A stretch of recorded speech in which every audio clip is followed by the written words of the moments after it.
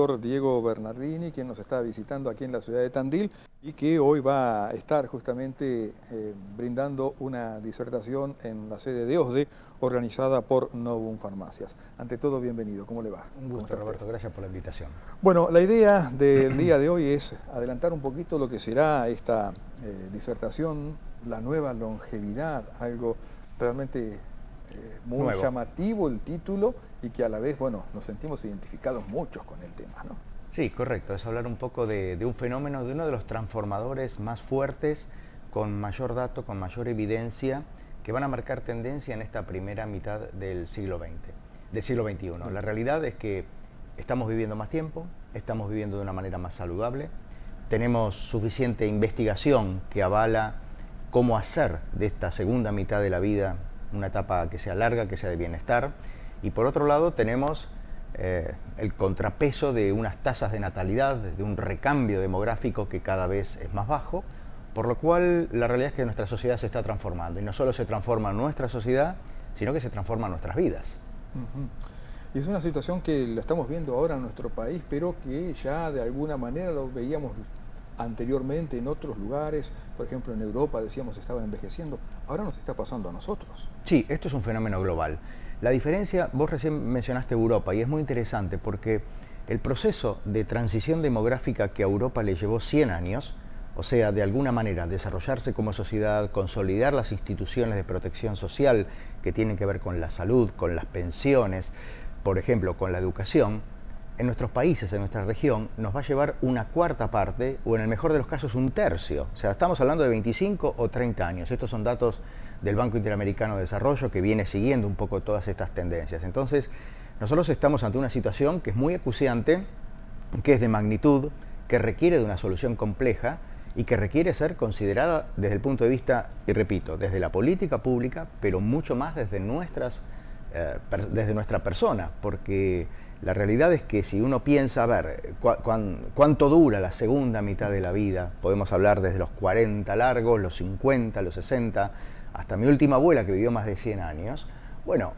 va a ser la etapa más larga que nos va a tocar vivir si la comparamos con la juventud, la adolescencia, la adultez temprana. Entonces, bueno, esto exige una preparación y una transformación, un cambio de chip, como se dice ahora.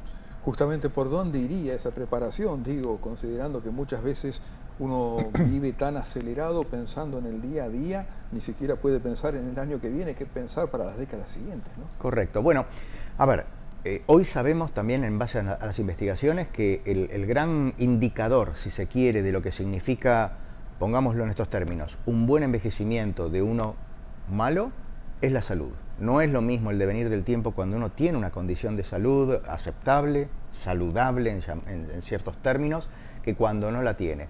Y hoy sabemos muy claramente, la salud hoy está condicionada por distintas conductas, distintos hábitos. Esto tiene que ver con el tipo de movimiento, la cantidad de actividad física, el gasto calórico que tenemos diariamente, por su contraposición que es la ingesta, la dieta, el mantener un peso adecuado. Hoy sabemos que es muy importante de quienes nos rodeamos. O sea, acá no es como la canción de Roberto Carlos, quiero tener 1 millón de amigos, sino quiero tener o necesito tener 3, 4, 5, pero amigos, vínculos profundos, con los cuales compartir alegrías, tristezas, angustias, con las cuales contarles realmente lo que nos pasa en nuestra vida. Es muy importante, cada vez lo sabemos más a través de las investigaciones, la calidad del sueño. Sabemos que en la segunda mitad de la vida el sueño cambia, desaparece una fase o va desapareciendo una fase de sueño profundo, cualquier estímulo luminoso, un ruido, un movimiento nos despierta, pero sabemos que una calidad de sueño, por ejemplo, aceptable, es un factor que, por ejemplo, previene el deterioro cognitivo. Entonces también sabemos eso. Sabemos que es muy importante un propósito de vida, un sentido de vida. Y esto es relevante porque, vos fíjate algo, Rodolfo, hoy después de los 60 años, en promedio, nos quedan 25, 30 años de expectativa de vida y sin embargo nos siguen jubilando como hace 100 años atrás, a los 60, 60 y cortos. Entonces llegamos a ese momento de vida sabiendo que nos gusta, con una experiencia, habiéndonos preparado, habiendo cumplido quizás lo que la sociedad esperaba de nosotros en esta primera mitad, criar un hijo, un rol profesional, y no sabemos cómo llenar de vida ese tiempo. Entonces acá me parece que la síntesis es decir, a ver, vivimos más tiempo, sabemos cómo hacer que este tiempo de vida sea saludable Y lo que importa no sería tanto el cuánto, sino el cómo. Cómo le agregamos vida a esos años. Ahí la importancia de la preparación. Y evidentemente en esa preparación lo psicológico resulta fundamental, ¿no? Para Completamente. esa persona que está llegando a esta nueva longevidad, ¿no? Completamente. Vos sabés que en el año 2003 fue la primera vez que estuve en Ginebra, en la Organización Mundial de la Salud. Y ahí ya teníamos datos de tendencias que tenían que ver con que la salud mental iba a ser un gran foco. Y hoy en la salud mental, que muchas veces es consecuencia de la forma de vida, de las condiciones socioeconómicas en las cuales vivimos, hoy entra un grupo, un paquete de situaciones clínicas que es muy grande, porque uno puede pensar, bueno, el deterioro cognitivo, la enfermedad de Alzheimer, ¿no? Ahora cada vez hay más, y sí, cada vez hay más porque cada vez estamos viviendo más tiempo, y esto aparece con la edad. Pero también, exacto, también tenemos trastornos del ánimo, angustias, tenemos depresión, y esto es importante en la segunda mitad de la vida, porque muchas veces está infravalorado. No es normal que el viejito esté triste o la viejita esté triste. Una cosa es la tristeza, otra cosa es la depresión. Y la depresión en personas mayores, que no es una cuestión de personas mayores, sino que la depresión o el trastorno del ánimo, la soledad o la angustia es transversal en la sociedad, muchas veces está infradiagnosticada, maltratada en la segunda mitad de la vida, porque pensamos, y muchos de esos tenemos responsabilidad de los médicos, que es normal que el viejito o la viejita esté triste. Y no, no es normal. ¿Los disparadores para una depresión son los mismos en una persona mayor que en una persona joven? Hay distintas cuestiones. En una persona mayor, la realidad es que primero hay un cambio en la emotividad. Las personas mayores, o a medida que nos hacemos mayores, porque esta es otra, siempre hablamos de los mayores como los otros, y nos olvidamos que estamos envejeciendo. En la segunda mitad. Exactamente. Nos volvemos más emotivos, más emocionales. Y parte de esto tiene que ver con que también los duelos se hacen más frecuentes. Y el duelo no es solo la muerte de un familiar, de un amigo o de la pareja. El duelo es una mudanza, es una pérdida de trabajo, es quizás una molestia que pasa con una mirada, con una palabra, con un gesto.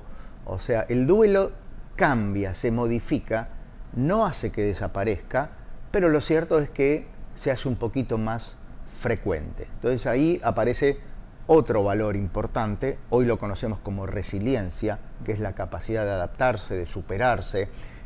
Hoy están de moda los estoicos como autores, ¿no? Y Epícteto, que era un gran estoico, decía que a nosotros no nos afectan los hechos, sino cómo los abordamos, cómo los enfrentamos. Entonces me parece que esto es importante y volvemos con lo anterior, la importancia de la preparación. Bien, estamos conversando con el doctor Diego Bernardini, quien va a estar exponiendo hoy a partir de la hora 19, si no me equivoco, sí, a la hora 19, en el auditorio de la Fundación OSDE, organizado por Novum Farmacias. La nueva longevidad, hay un libro que también va a estar presentando, si no me equivoco, doctor, ¿no? Sí, es el segundo libro, se llama La segunda mitad, los 50 más, cómo vivir la nueva longevidad. Es un libro que se adelantó porque se publicó en el año 19, pero después vino la pandemia, claro, ¿no? Y después vino también todo este tema de cómo estamos enfrentando esta longevidad. Y bueno, es un libro que hoy aquí en Argentina está por ya la tercera edición, en México va por la segunda, en Colombia, se acaba de publicar la semana pasada en España, así que es un libro que de alguna manera nos ayuda y nos da recursos para prepararnos.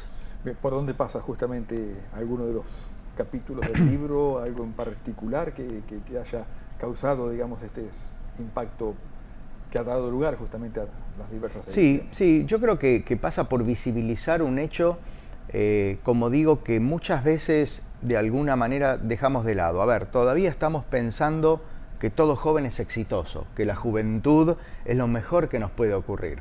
Y Humberto Maturana, un autor chileno ya fallecido, él decía que el futuro les pertenecía a las personas mayores. Y si vamos, por ejemplo, a cuestiones de decisiones de peso, como la política, como el voto, acá en Argentina los mayores de 60 son 7 millones de votos. Entonces uno dice, ¿quiénes son los que podrían definir una elección? Vos fijate que las personas de mayores de 70 años, que en nuestro país están exceptuadas del voto, son las que tienen más cumplimiento. Y si tomamos el grupo de población de mayores de 70 años, según el INDEC, son 5 veces más que los jóvenes de 16 a 18, que son los nuevos votantes. Entonces, yo creo que ahí viene el tema de poder entender que más allá de que todavía la narrativa, la cultura nos dice que en determinado momento salimos de juego, nos invisibilizan porque las mujeres se convierten en menopáusicas, los hombres nos convertimos en abuelitos y todos juntos somos la clase pasiva. Eso ya no está más, eso ya no va más. Eso es el siglo XX. Estamos en el siglo XXI, donde las personas hoy, los mayores de 65, muchos continúan trabajando y además para el trabajo ya no tenés que ser joven y fuerte. Hoy estamos hablando de vigencia. Vigencia es la capacidad de aportar y el aportar va por una avenida diferente a la edad. La edad solo nos dice el tiempo que llevamos vivos. Este es el cambio de chip. Y el mundo, los grandes líderes mundiales hoy en día son todos mayores de 65 años, por ejemplo. Si Completamente. Desde la Iglesia históricamente hasta los distintos países del mundo, ¿no? A ver, al Papa Francisco nadie le hubiese dicho abuelito. Claro. Y tenía la edad que tenía. O sea, el presidente Trump ya está cerca de los 80 años. Uno puede cuestionar sus políticas, que el otro día se quedó dormido hace 2 días, pero son personas que tienen una toma de decisión también basado en un curso de vida. Entonces, como digo, me parece que hoy tenemos que empezar a entender que la edad no va en función de nuestras ideas, de nuestros proyectos, de nuestros sueños, de nuestra capacidad de toma de decisión. Por ejemplo, con la pandemia, hemos visto que las empresas que tenían un perfil familiar, donde la persona mayor supo hacer entender que no toda la vida se vive en pandemia, son las que mejores de alguna manera hicieron frente a esta crisis que hemos vivido todos. Entonces, hoy estamos viviendo un momento donde hay mucha investigación, la investigación en todo lo que tiene que ver envejecer, desde lo que es la edición genética a nivel biomolecular a la salud pública, va por arriba en porcentaje del resto de la investigación biomédica. O sea, hay mucho interés. Y acá, un paréntesis, hay que diferenciarlo de algo que siempre el ser humano buscó, que es la inmortalidad. Yo no sé si está bueno ser inmortal. Yo creo que Vargas Llosa decía que lo bueno, lo interesante de la vida era que había una finitud y nos hacía disfrutar cada momento, ¿no? Por eso acá me parece que el mensaje podría ser o debería ser, no importa cuánto, sino cómo. Nadie quiere vivir 100 años y va a estar solo, en una silla de ruedas, en una residencia, sin reconocer a los afectos. O sea, acá me parece que lo importante es cómo poder agregar bienestar, cómo agregar vida a esos años. Una vida larga tiene que ser una vida ancha, llena de vida. En algún momento a los mayores como que, bueno, se los dejaba de lado y como que no se valorizaba la experiencia. ¿Ese concepto va cambiando en la sociedad? Completamente, va cambiando de la mano de lo que hoy llamamos intergeneracionalidad. Vos fíjate, la multigeneracionalidad siempre existió, siempre hubo padres, abuelos, cada vez tenemos más mesas de fin de semana donde hay 4 generaciones, inclusive a mí me tocó familias donde hay 5 generaciones de mujeres, por ejemplo. La mujer vive más que el hombre, entonces se da más en el sexo femenino. Y la intergeneracionalidad es la capacidad de poder escucharnos, aprender, conversar, crecer entre todos. Vos pensás que las personas mayores de hoy son las personas que nacieron ni siquiera con la televisión, con una radio, una radio de transistores. Hoy, el otro día tuve la posibilidad de estar charlando con Alberto Cormillot, y Alberto en su casa tiene una especie de museo de todo lo que fue su vida a través de los medios. Y me decía, mira, con esta empecé, con esta continué después, y hoy estamos hablando de los teléfonos inteligentes. Entonces, estas personas mayores de hoy vivieron un mundo, primero que ya no existe, y segundo, que vieron un avance en la historia de la humanidad como nunca antes se vio.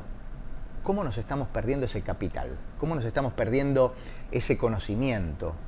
Que muchas veces es sabiduría, no siempre, no hay que generalizar, pero muchas veces es sabiduría, ¿no? Entonces me parece que ahí tenemos una posibilidad como sociedad que es muy importante. Tandil ha crecido en los últimos años, en las últimas décadas, y ha sido o es un modelo para el país. Bueno, me parece que es importante que esas voces que fueron protagonistas del cambio que hoy lleva Tandil a ser el modelo de ciudad que hoy es, tienen que ser escuchadas y tienen que inclusive ser replicadas, tomadas como modelo. Y esto se hizo intersectorialmente, con toda la sociedad. Muy bien, estamos conversando aquí con Diego Bernardini, reiteramos, hoy va a estar presentando justamente su exposición a partir de la hora 19 en el auditorio de OSDE, bueno, allí con la gente de Novum Farmacias. viene con frecuencia a Tandil. Vengo, sí, acá hay un evento muy clásico que es el Congreso de Gerontología, que ya se hace hace unos 5 o 6 años. Estuve en el primero, estuve en el segundo y creo que también estuve por Zoom porque hace un tiempo que vivo en el exterior. Y cada vez que puedo, vengo. Además es un lugar que a mí me gusta, se come muy rico, se respira un buen aire y hay muy buena gente. Y tengo muchos colegas que han estudiado conmigo acá, kinesiología y también medicina. Muy bien, así que... Un gusto. Me Sí. gusta Tandil. Sí. Bien. Y bueno, Tandil, ¿cómo lo ve como una ciudad para los adultos? Digamos, dentro de los contactos, del conocimiento que tiene con Tandil, bueno, ¿qué le haría falta a una ciudad para que sea amigable con una persona adulta para esta nueva longevidad? Aquí a mí me parece que hay dos lecturas. La primera lectura es entender que provincia de Buenos Aires es uno de los territorios nacionales con mayor porcentaje de personas mayores. ¿De acuerdo? Argentina es un país que está avanzado en la transición demográfica. Somos, entre comillas, un país envejecido en términos poblacional. Pero ciudades como Tandil están por arriba de esa media. Yo podría decirte que hoy, en términos generales, 1 de cada 5 tandilenses son personas mayores de 60 años. Esta proporción va a seguir subiendo, probablemente, porque estamos teniendo menos hijos. Entonces acá, el primer punto de partida sería entender que la edad no tiene por qué ser una barrera que nos condicione accesibilidad, empleabilidad, toma de decisión. Y acá no hace falta inventar la rueda, hace falta ver qué se ha hecho en otros países que se podría aplicar acá. Un ejemplo, en Uruguay, hace menos de un año atrás, por ejemplo, se legisló el tema del retiro. La jubilación debería ser un derecho, no una obligación. Entonces, hoy lo que sabemos es que la persona que se mantiene ocupada es una persona más sana. Si yo soy político, si yo soy decisor, sé que una población más sana me va a permitir tener más recursos para infraestructura, para educación o para otras cuestiones. Entonces, yo regularía esa empleabilidad, porque, por ejemplo, a las maestras en la provincia de Buenos Aires se las sigue jubilando a los 57 años, si mal no recuerdo. Sí, 50. 50 años. 50 con, creo que 25, 35 años de ejercicio. ¿A vos te parece a una mujer maestra a los 50 años jubilarla? Están en su mejor momento.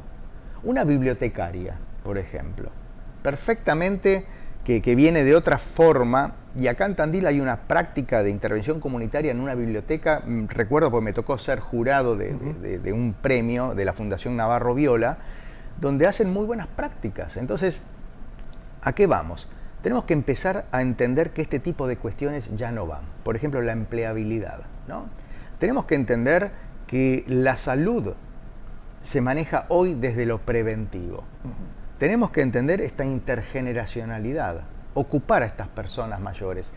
Si a las personas les preguntamos cómo les gustaría emplear su tiempo, qué les gustaría hacer, todos saben. Yo te puedo asegurar, porque trabajo hace muchos años con este grupo, todos saben qué hacer. ¿Qué es lo que está faltando? Oportunidad. Y esta oportunidad de que estas personas ocupen su espacio, algunos quizás yendo a visitar a pacientes al hospital, otros ayudando a las maestras jardineras en los jardines, otras orientando a los turistas, o sea, hay distintas opciones. Esto se hace brindando oportunidad. Ahora, para esto, ¿qué necesitamos? Necesitamos políticos con una nueva cabeza, políticos que entiendan que hay que hablar de pedagogía de la longevidad a las generaciones más jóvenes, que van a vivir más y que tienen que ser más sanas, porque van a tener que trabajar más.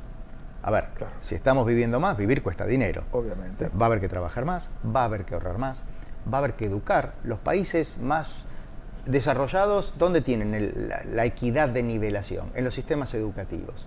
Entonces, bueno, hay que pensar en nuevas formas de comunicar la narrativa. Las personas mayores no son todos abuelitos, no son clase pasiva, no son jubilados. Son personas mayores con un curso de vida, que tienen un nombre y apellido y que tienen una identidad. Y si son abuelos de sus nietos, ¿no? Entonces, necesitamos nueva comunicación, nueva narrativa, nueva cultura, nuevos liderazgos, pedagogía de la longevidad, empleabilidad, entender la economía de la longevidad, entender las nuevas estructuras familiares, entender la accesibilidad urbana, semáforos más lentos para que dé lugar a tiempo, dispositivos de contención social como los centros de día. Atención de salud. Por supuesto, atención primaria, un médico de familia que conozca la historia. Los grandes Los grandes países tienen, o los países que tienen un mejor nivel, a mí me tocó ser médico, durante 3 años fui médico de los 5 que viví en España en el Sistema Nacional Español. El Sistema Nacional Español, como muchos de los europeos, son sistemas de cobertura universal, financiados por impuestos. Y ahí, de alguna manera, la persona lo que tiene es acceso a un nivel de atención, que tiene también sus bemoles, porque también los tienen, pero un nivel de atención primaria, donde vos tenés un médico de familia, un médico de cabecera, que conoce tu historia, que sabe quién sos, que sabe dónde vivís, que sabe tu familia. Entonces, bueno, el viejo médico de familia que se decía, pero ayornado con las nuevas técnicas, ¿no? O sea, que te garantice integralidad, longitudinalidad, ese tipo de cuestiones. Que haga visitas a domicilio. Bueno, hoy todavía en Tandil se pueden hacer visitas a domicilio. Cuando yo vivía en México era imposible, claro. Tenés 1 hora de ida, vale. Otra hora y media de vuelta. Pero bueno, a ver, hoy hay elementos, simplemente hay que buscarlos y hay que empezar a implementarlos. Doctor Diego Bernardini, muchísimas gracias por habernos acompañado, por haber compartido este rato con nosotros y por supuesto la invitación que le hacemos a toda la audiencia, a todos los televidentes, que bueno, se den una vueltita esta tarde por OSDE. Todos bienvenidos, ¿sí? Un gusto. Gracias. La presencia con nosotros del doctor Diego Bernardini, médico que bueno, nos ha ilustrado sobre la nueva longevidad, tema que estará brindando hoy a partir de la hora 19 en Fundación OSDE, en la avenida Santa Marina al 400, un encuentro que es organizado por el grupo Novum Farmacias. La invitación para todos, hoy 7 de la tarde, una charla más que interesante con una persona que realmente es muy amena para escucharla.